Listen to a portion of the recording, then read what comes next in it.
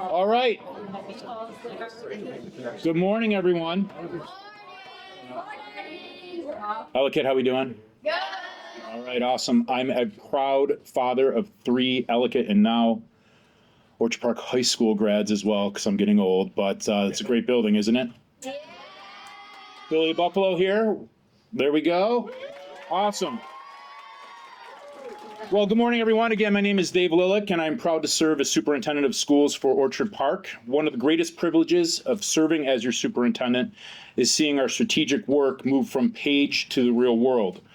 Today, we celebrate a partnership that speaks directly to 2 of our deepest commitments: family and community engagement and positive climate and culture, which includes our commitment to safety and emergency preparedness. In school districts, we often talk about culture as a feeling, but culture is also a promise. It's the promise that when you send your child to our schools or join us at our events, you are in a place that is safe, supportive, and fully prepared.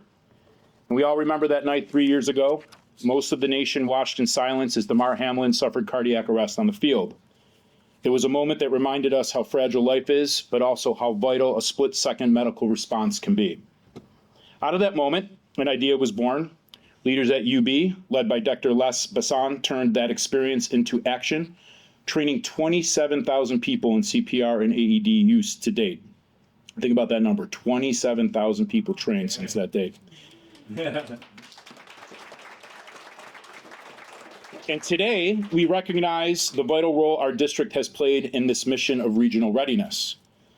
Beyond training, this initiative grew to an idea of knowledge, that knowledge is key when preparing for emergencies.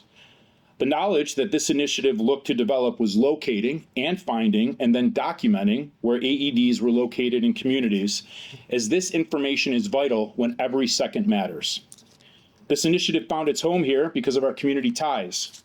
I want to be very clear that I am speaking today merely as a representative of the district. I take no personal credit for the success of this program, and none of the thanks shared today belong to me. My role simply was putting the right people together and saying yes to Jill, which is easy to do because then she'll run with it, and Mary Claire as well. So the heavy lifting, the vision, and the hard work belong entirely to the people I'm about to recognize. So again, I'm so thankful to one of our amazing parents, Dr. Jill Cizak from the UB Office of Health Sciences, who brought this vision to us. When she approached us, it was an absolute no-brainer. The project aligns perfectly with our district pillars. By prioritizing engagement between our students and our community, both near and far, we are doing more than just talking about safety. We are actively building a culture of readiness. This partnership turns those pillars into a strong focus for our students, ensuring that they are prepared to support the well-being of the entire community. In collaboration with the Buffalo Bills and the UB team, we launched a pilot competition where our students became community loggers. Our students spent the last few months identifying and cataloging AED locations, and the results are staggering. Our students identified over 2,500 AED locations.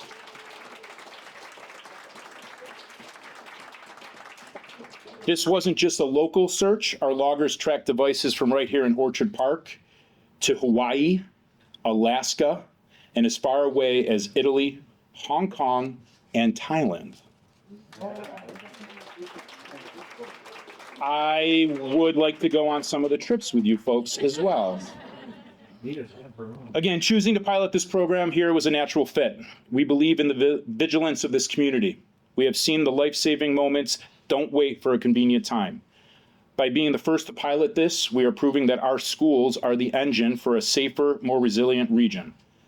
I especially want to highlight our elementary students, many of you right here from Ellicott, who truly led the charge in this effort. We are not just educating students, we are cultivating citizens who are ready to respond in a crisis and act when it matters most. The true credit for this success goes to our incredible staff who mobilized our students. First, I want to thank Mary Claire, our health and wellness teacher from right here at Ellicott Elementary, for her incredible work helping organize this for our district. Our health and wellness teacher from South Davis, Julie Rupp. Jackie Strozik from Eggert, David Canfield from Windham, and Chad Filipski, our traveler who works both at Windham and Ellicott. Thank you. Thank you for your work with mobilizing our students and getting the word out. Also, again, thank you to our colleagues from the University of Buffalo, the Buffalo Bills organization, specifically Michelle Roberts, who is also a parent of Ellicott graduates, and I've had the privilege of knowing for most of our adult lives as our sons graduated together a couple years ago. And the Buffalo Bills provided the incentives that fueled this charge. Most importantly, I want to thank you, our students, and our families. Thank you for your continued trust and for your engagement in our work. By working together, we are reinforcing a culture of care and readiness that extends far beyond the classroom and helps keep our entire community safe. So thank you. And at this point, I'd like to welcome up Mary Claire.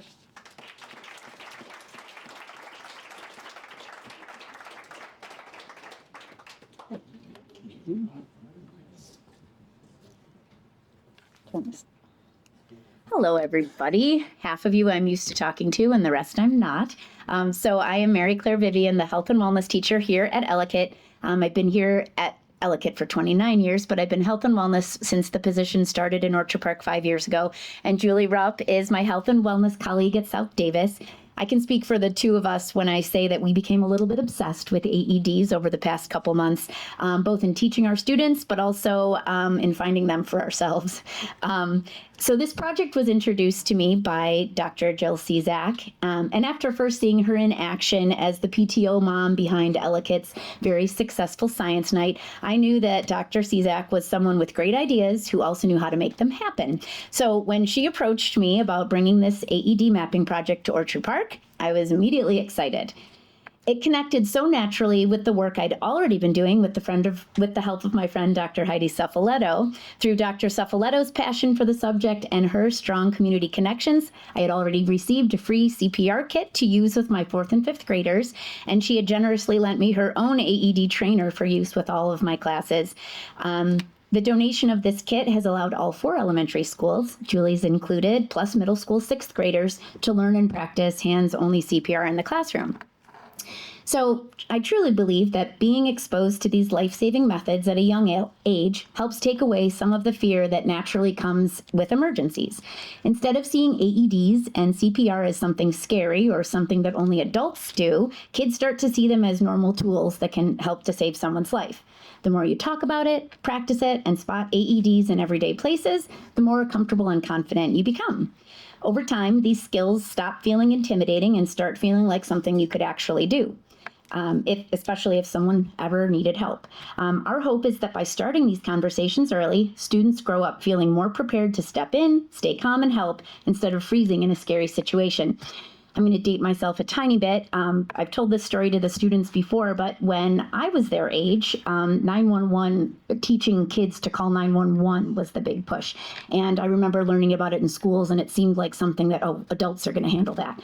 But in the summer between 5th grade and 6th grade, I was walking my sister around the block, and one of we called them the little old ladies, I was having a conversation with her, and she collapsed on the stroller that I was pushing with my sister. And her 2 little sisters, they were shorter than I am now. Her sisters were out there and didn't know what to do when their sister collapsed, and they were panicking.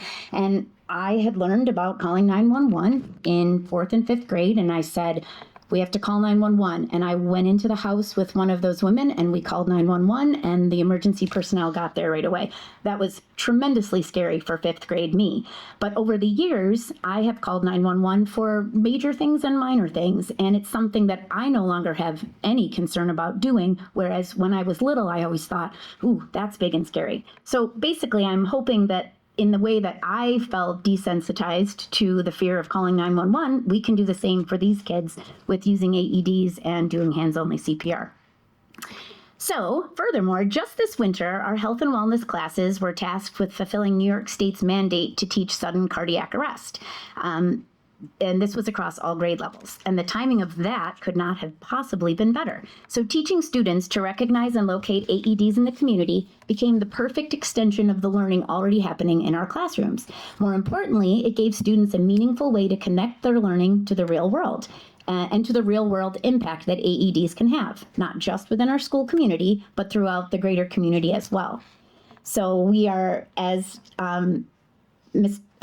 our superintendent, Mr. Lilick, said earlier, we're thrilled to announce that the students and staff of Orchard Park found over, well, I think the total's actually greater. I keep having the sheets trickle into my mailbox, so I can see that that will get larger. I'm not telling anyone they're late because anything that they find is going to be wonderful for us. While the number of AEDs officially recorded is impressive on its own, I think the impact is far beyond that final count. Through the 4 weeks of the contest, students came to class excitedly reporting AEDs that they had spotted in stores and gyms and rest stops and businesses all over the area. These devices stopped blending into the background and became something that students actively noticed everywhere they went. So, students shared stories about educating car dealership employees, as well as the people working at Tops and the welcome desk at the Y, about how AEDs can save lives and why it is so important to know where they're located. Many told me that employees actually thanked them for pointing these life-saving devices out, that they didn't even realize that they were there. And I feel like that right there is another layer of the incredible importance of this project. So we weren't just finding AEDs in our local community, though. Kids found them on Disney cruises, at the Khao Phrabang Kram Nature Reserve in Thailand, in airports in England and Italy, and at the White House Visitor Center. One that I loved, one kid actually researched where to find the AED on the Artemis II, which is pretty cool. So these next few slides were pretty exciting for me to see. First of all, just all the places in New York. You can just see, well, there's a ton, and the stars are so, it's fun to see them in a picture display. I already knew how many we had when I was looking at all the lists coming in, but to see this I thought was pretty cool. And we're in the US. You can see a lot of the East Coast, but we went all the way to the West. And here we have them in the world, and there are stars all over, which is so cool. I'll go back to that one. So in the end, the AED mapping project became so much more than a contest. It gave students the chance to see that they're capable of making a real impact on the world around them. They learned that life-saving knowledge is not just for doctors or nurses or adults. It's something that they can carry with them and share with others. Students were not only learning to recognize AEDs, they were teaching others to notice them too. And this ripple effect may one day save a life, and that's exactly what made this project so meaningful. Thank you.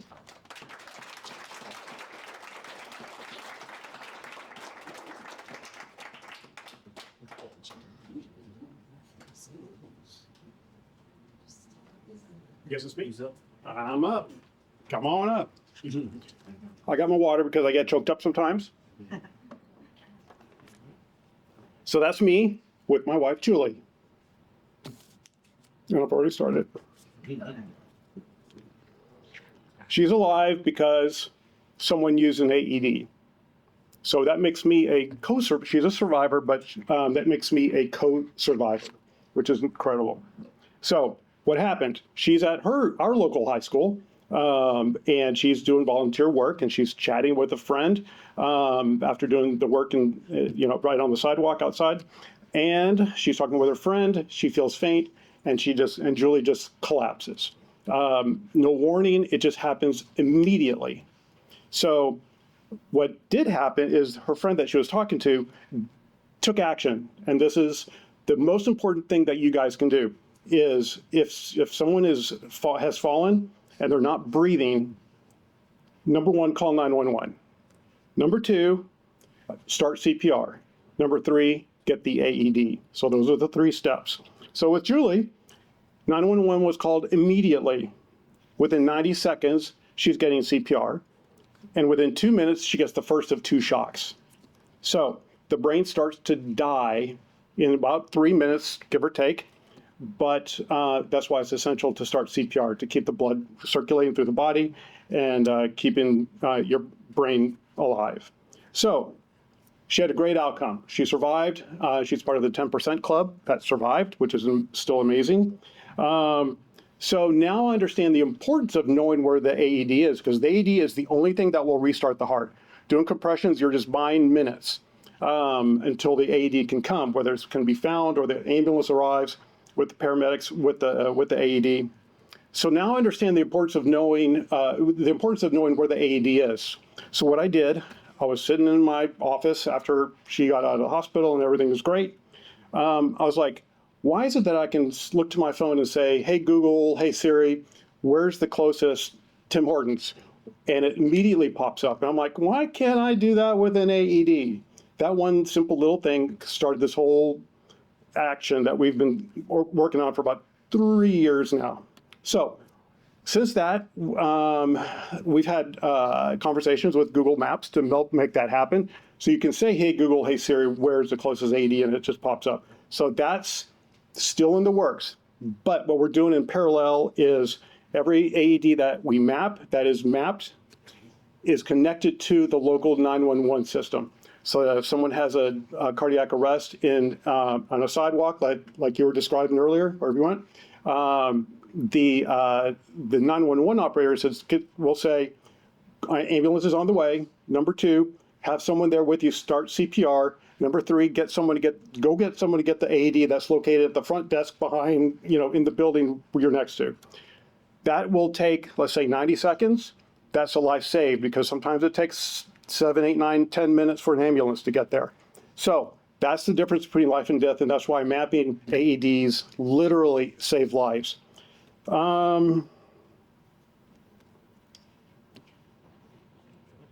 This project with us started in Buffalo, New York. So we're from the Dallas area. I live in Dallas. We live in Dallas. And this started because my cousin there, because of the UP people here, because of Dr. Les Bassan here. Just rock stars. So they saw what we were talking about. And someone said earlier, it's a no-brainer. It is a no-brainer to map AEDs because it will save lives. And it's actually a really simple thing to do. So since we've been in Buffalo, we have now gone to Boston and we're going to Lexington next. However, we just are signing a contract to go national. And we've got we'll have a national presence immediately with a big project that we're working on right now. So thank you for everyone for coming. Congratulations, kids. Give yourself a hand. Yeah. And I'm sure you now feel more confident. So you see an AED, now you know. Did you guys know what an AED was before you started this whole thing? And I see a lot of this. Now you know what it is, and don't be afraid. Don't ever be afraid of it. Pull it out, take it out. We had actually, when she had her cardiac arrest, we had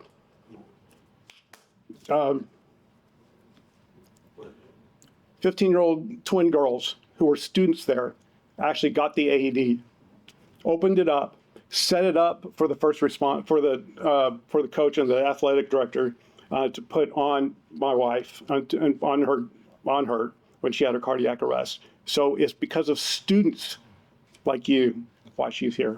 So I am so proud of you guys. Let's keep it going. Thanks.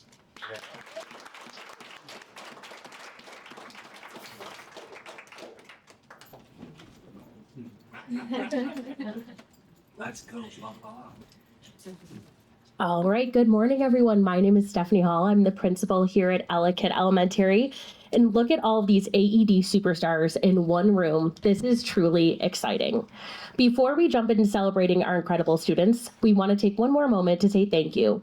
Thank you to Dr. Les Bassan for his leadership and vision. What began here has become a pilot that schools across New York State and even across the country can learn from. That's a big deal, and it starts with the belief in students just like all of you. Here in Buffalo, we lead in many ways, and today is another great example of what happens when innovation, teamwork, and community come together. This project also reflects Governor Hochul's commitment to safer communities. And what makes this so special is that you, our AED superstars, didn't just learn about safety, you acted on it. I'd also like to recognize Dr. Zuffaletto, an Orchard Park mom and strong supporter of this work. Her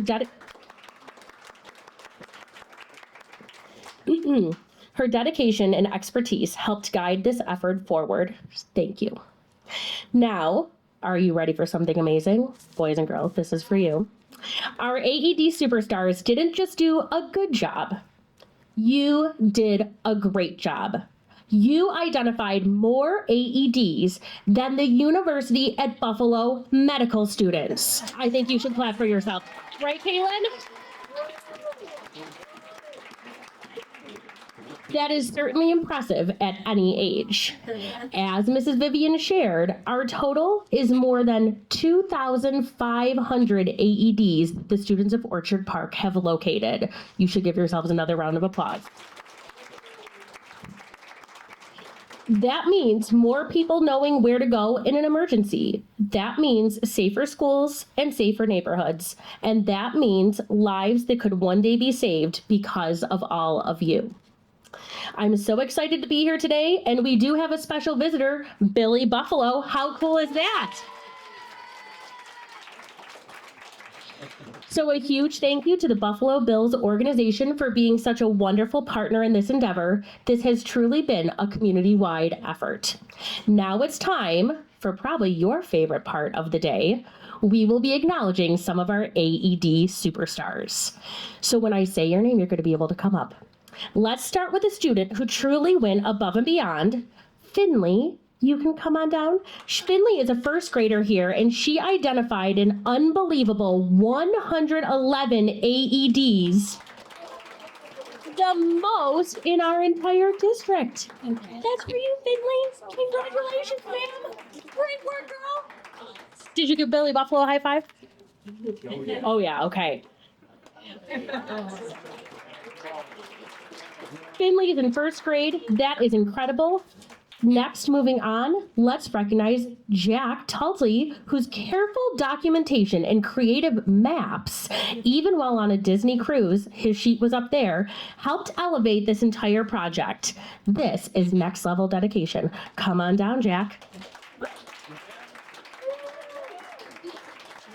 It looks like you're getting an autographed cleat, sir. Pretty cool. All right, now we have a pair of siblings, and we're going to think globally. Ashton and Brindley Ratham, come on down. They turned family travel into a mission, finding AEDs in Hong Kong and Thailand. That's taking this project around the world. Congratulations. Thank you for your help.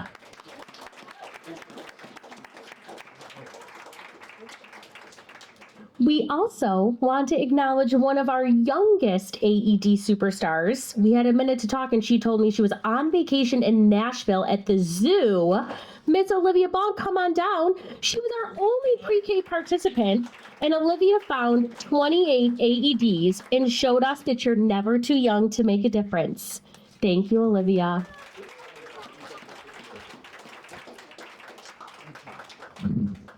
Now thinking about teamwork, and I will ask you all to stay in your seats so we will acknowledge and get your prize to your classroom. But the Birmingham class demonstrated the power of working together, achieving the highest participation rate and identifying 242 AEDs. An excellent team effort. Let's give them all a round of applause.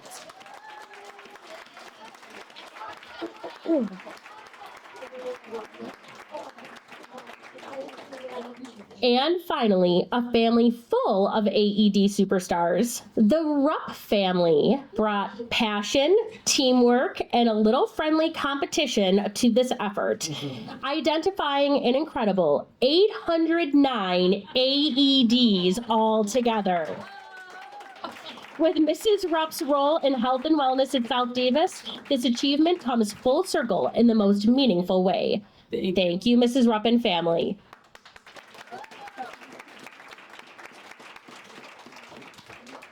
Today is about students who didn't just learn something, they used what they learned to help others. You learned that knowing where an AED is can save a life. And instead of keeping that information to yourselves, you made it visible for our schools, your families, and your communities. Thank you to the teachers, administrators, staff, and families who supported this work and made life-saving education a priority. This initiative is part of a broader partnership focused on CPR and AED awareness, including colleagues across the Jacobs School of Medicine and Biomedical Sciences, our Department of Emergency Medicine and Orthopedics, and UBMD Emergency Medicine and Orthopedics and Sports Medicine. It is now my honor to introduce Dr. Les Passan, who works at UB and cares deeply about helping people learn how to save lives with CPR and AEDs. Because of him, more communities are ready to help when it matters most. Please join me in welcoming Dr. Les Passan.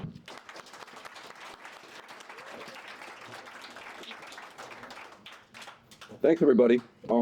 This is, it's amazing to hear this, and it's amazing to look and see you all sitting here, and probably a nice way to spend a morning rather than in class, I would guess, probably, right?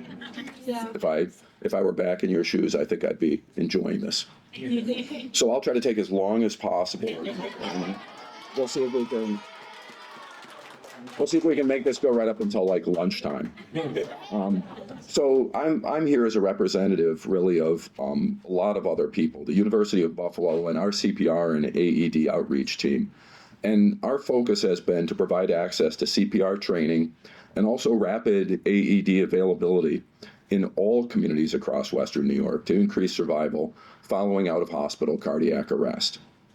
First of all, congratulations to the winners and really to every participant in this contest, because listening to this, it's just absolutely amazing. This contest has focused attention on CPR and AED use to treat out-of-hospital cardiac arrest. That in and of itself is going to save lives. So you all have done something that's going to save lives, I guarantee it. Right now, only 10% of people survive a cardiac arrest when CPR is not quickly applied.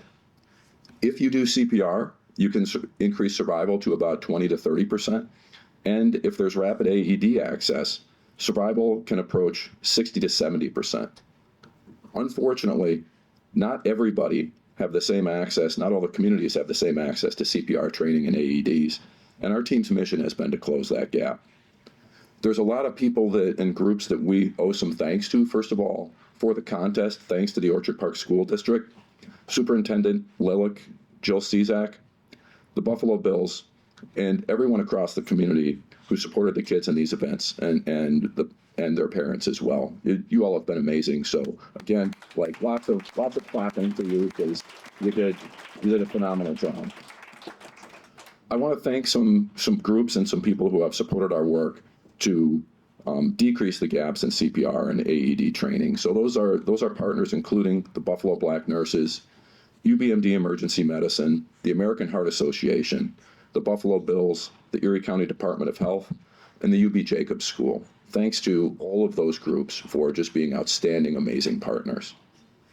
Thanks also to those who have funded our outreach through grants, including the University of Buffalo, who gave us our first grant, the Mother Cabrini Foundation, the Ralph Wilson Jr. Foundation, Mary Wilson, the Bauer Foundation, the NFL, and the Buffalo Bills. They have been amazing, amazing partners. Our outreach, our program started with the DMAR effect that everybody knows and that we've spoken about, and the increased attention paid to CPR after DMAR's event.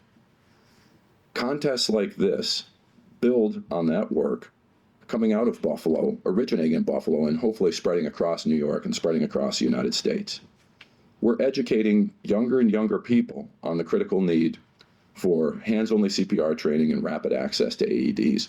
When we do community events, often some of the most engaged participants are elementary students, and you all are empowered to do things that will really make a huge difference as you go on through life, and I admire that. I hope that contests like this become a model for similar ones across our state and across our nation. We're going to stay committed to identifying AED deserts and making CPR training and AED access available to all communities across Western New York. So thank you for your commitment to this, and congratulations to everybody. So I think the next thing is that there's an opportunity for people to ask some questions if they want to. I'm one of the Buffalo Bills doctors. I can't tell you about any individual patient, so don't ask me about some guy's foot or knee or something like that.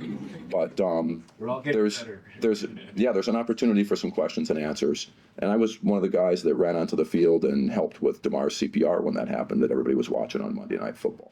So fire away. Yes? Was it scary when you went on and saved him?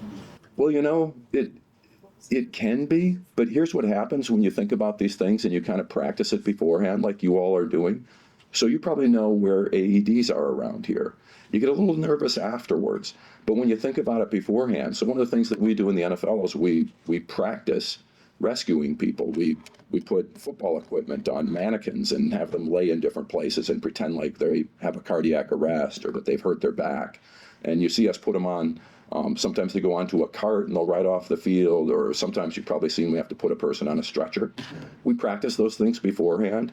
So even when there's a bunch of people watching on TV and it's, the NFL and everything else, we're not really nervous then because we've done it before. Just like this will help you or anybody that you work with to not be nervous if something like that happens. Afterwards, when you think about it, you're like, wow, a lot of people watch that. Maybe you get a little bit nervous, but when you're really doing it, you're really not too nervous. So this helps with that.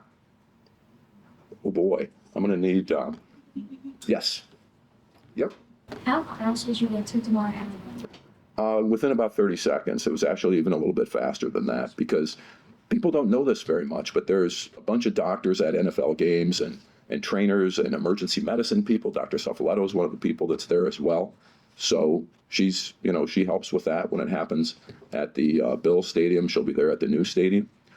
So we're kind of ready for that. So if something like that happens, we just run out there right away, which, doesn't happen quite as fast in the community. But if you see somebody collapse and they're not responsive, run and help them. You know how to do it now, and you all have been amazing that way. I got to give this room a turn. Yes. What if when you call 911 that the ambulance was didn't show up as fast and it took a while because that's happened to me. Yes, and they run into real problems, right? Ambulances do. That's why it's super important. We call it the chain of survival. So all these little things that should happen before paramedics and an ambulance get there, that's where you all come in. That's where you become very, very helpful. So you call 911, but then start pushing hard and fast on the center of the chest and send somebody for an AED, because it may take 8, 9, 10, 11, 12 minutes. The ambulances run into traffic. Sometimes you see ambulances driving around. They're not going 100 miles an hour. They're going through an intersection. They have to weave their way there. They're getting there as fast as they can, but you can help that person to survive and survive healthy by just doing those simple things. Yes? What happened if someone collapsed and no one was around them? Well, sometimes they live, sometimes their heart turns back on, but about 90% of the time they don't make it. So they pass away. And that's where we can make a difference. If you ever see anything like that happen, then you just rush to help and direct people around because you know what you got to do. Yes? Do you know if all of the instructions are in English or something Japanese? They're pretty much in English, and that's a really good question. And maybe I could ask Dr. Suffoletto about that. But my understanding is that most of the AEDs, when you turn them on, they're going to talk to you in English. So that would be a little bit problematic.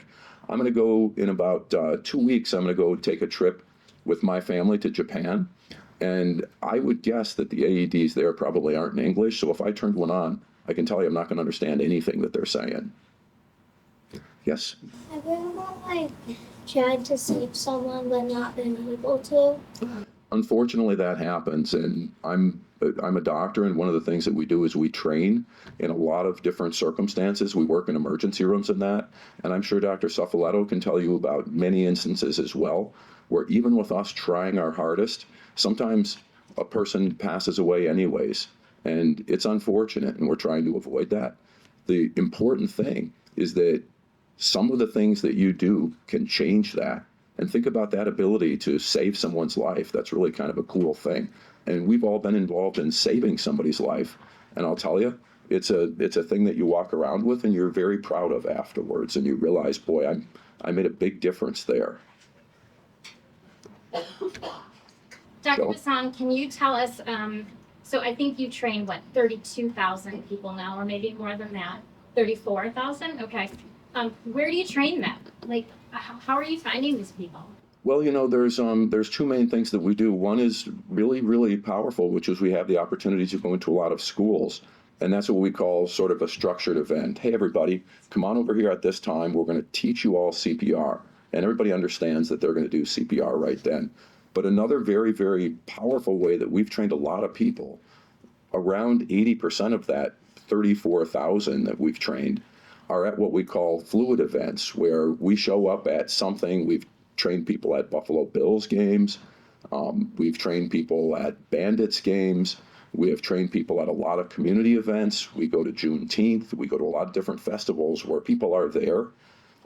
There's a big series of Say Yes Academies in the Buffalo Public Schools as well. Somebody's coming to this event anyways, whatever it is, and we set up some tables and we've got a bunch of instructors that say, hey, you know what?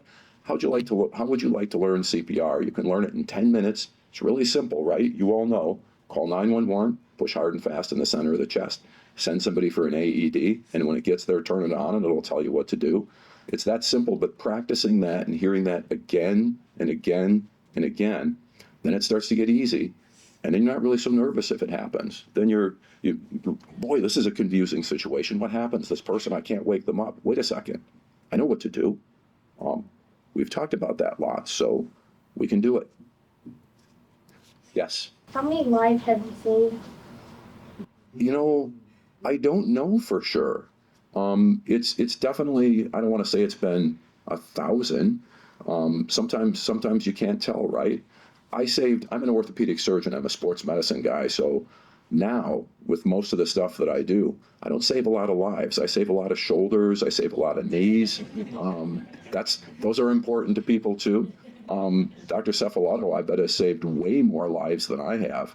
She works in an emergency room and does that as her regular activity. Dr. Cefaletto, how many lives do you think you've saved? I don't know. Hundreds? Thousands? You know, is by learning this and even by talking about it, you guys are saving lives, right? And a lot of the lives that I do save, we had one last week and it was awesome because the first question that I ask every time the ambulance gets there is, when did it happen? Did somebody see it and did they start CPR? And really the community heroes are you guys, or the other people that are doing this even more than me, because I wouldn't get a chance to do my job if you weren't all doing this.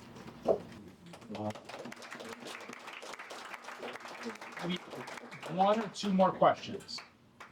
Oh boy, one of our contest winners. All right. When did you start saving? The very first time was in medical school. So I remember being a medical student and I was on a rotation in the emergency room. The medical students go work in a whole bunch of different places. And I was in an emergency room as a medical student, like Dr. Cefaletto works all the time. And that was in Baltimore. I was at Johns Hopkins Hospital working there. And I remember they were doing a rescue, a code we call it, where a person is being brought back to life. And the guy that was running the code, who was the chair of emergency medicine there, I'm this medical student standing outside the room. And he looked at me and pointed, said, come here. I came in and he said, start giving this guy CPR. So I started doing that. And then the person lived. They gave them medicines and did a bunch of other things. And I remember that one. And that was a long time ago. That was in 1992. So, dating myself. I think Maybe before you were born. I think we have maybe a little bit before you were born.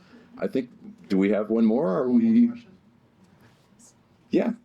What if like somebody say that somebody in your house collapsed, or they you just have an AED around today and nobody knows CPR yet, but something still breathing, that they were about to stop. What would you do? Well, the funny thing is, at first they'll still breathe, but not totally normally. So sometimes when someone just has a cardiac arrest, you'll see them kind of struggling to breathe. So you'll try to wake them up, but they won't look right, and they're kind of breathing like a type thing. We call that agonal breathing is what that is. And a couple important things. One is that most of these cardiac arrests that are out of the hospital do happen in the house. About 70% happen in the home. And most people don't have an AED in their home, and they're expensive, and we don't expect the world to have AEDs in their home. But you can still do those first two really important things. Calling 911, and they're going to get there as fast as they can, and just pushing hard and fast on the center of their chest. so that the blood keeps circulating around until the ambulance people can get there, the paramedics, because that will keep the person alive. And should. It's not a guarantee, right? It's just going to increase their chance of survival. So again, the links of that chain of survival, get somebody coming there that's going to take them to the hospital, because that's where the person's going to have to go, and keep the blood going until that by hard and fast pushing on the center of the chest. And you all know the songs, right? Baby shark, doo-doo, doo-doo, doo-doo. You're pushing that speed, right? Or Crazy in Love, or Staying Alive for a different generation.